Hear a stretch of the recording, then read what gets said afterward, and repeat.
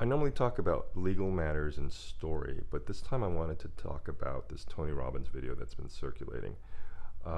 In it, someone in one of his rallies confronts him about his view of the Me Too movement, which he basically denigrates and dismisses. And it's very fascinating to me.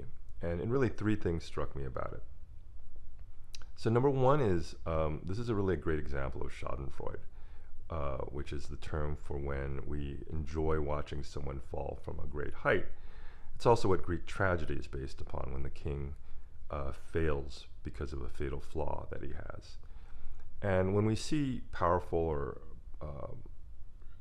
popular people through some form of ignorance or some blind spot fail, there's a pleasure that comes to it, to be honest with you. And I think this is what's happening with Tony Robbins.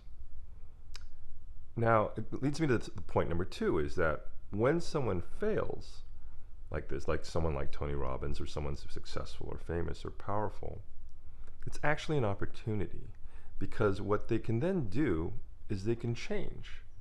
And all characters and stories change. That's what makes them engaging to the audience. So Tony Robbins has a huge following. He's very popular. I'm neither for nor against him. But now he risks having another huge audience challenge him and confront him and possibly even destroy his brand. And the best thing that he could do is, instead of fighting them or ignoring them, the best thing that he could do is to reach out and try to understand them. And in doing so, he'll probably change. So I don't usually take sides, but I believe that the Me Too movement is a legitimate movement and is based upon what women have gone through for, well, forever. So for Tony Robbins as a man, especially a powerful man, to dismiss it is very contentious. So what he can do is understand what these women have gone through, understand what the movement means, and change his personal narrative to embrace that. And there have been lots of examples of where this could have happened.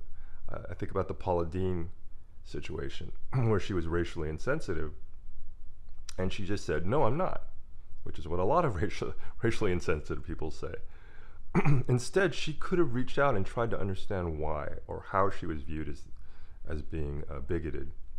And in doing so, she could have probably grown her audience and expanded her brand, but she didn't, and it destroyed her brand. More successful version of this story is Tracy Morgan, the comedian, excuse me, who was had some homophobic material and was confronted by that, and he truly didn't understand why the material was homophobic. He had a blind spot. But what he did is he reached out to gay and lesbian organizations, and he learned. He tried to understand what about it was wrong, and in doing so, he grew as a human being, and he managed to keep his brand.